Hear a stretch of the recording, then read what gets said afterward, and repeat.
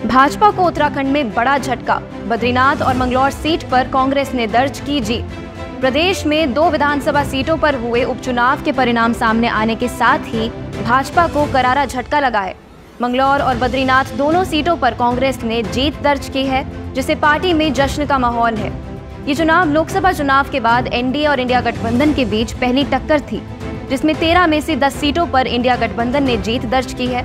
2 सीटों पर भाजपा और 1 पर निर्दलीय प्रत्याशी ने जीत दर्ज की।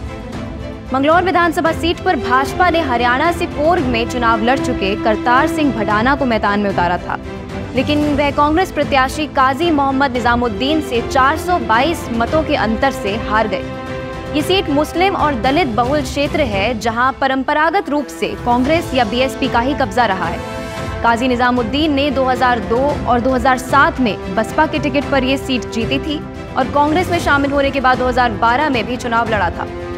वहीं बद्रीनाथ विधानसभा सीट पर भाजपा ने राजेंद्र भंडारी पर भरोसा जताया था, लेकिन कांग्रेस के लखपत सिंह बुटोला से भंडारी मात खा गए। लखपत सिंह बुटोला पिछले 2 दशक से कांग्रेस से जुड़े हुए हैं और उन्होंने पार्टी में कई महत्वपूर्ण पदों पर अपनी सेवाएं दी हैं।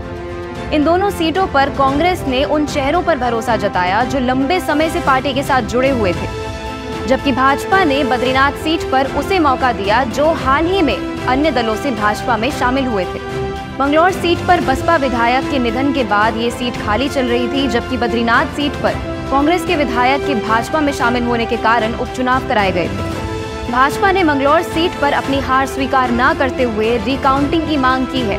वहीं जीत से उत्साहित कांग्रेस का कहना यह है कि यह हार मुख्यमंत्री धामी और भाजपा प्रदेश अध्यक्ष महेंद्र भट्ट की हार है और दोनों को इस हार के लिए अपनी जिम्मेदारी से इस्तीफा देना चाहिए। ऐसी और जानकारियों के लिए बने रहिए देवभूमि लाइव के साथ।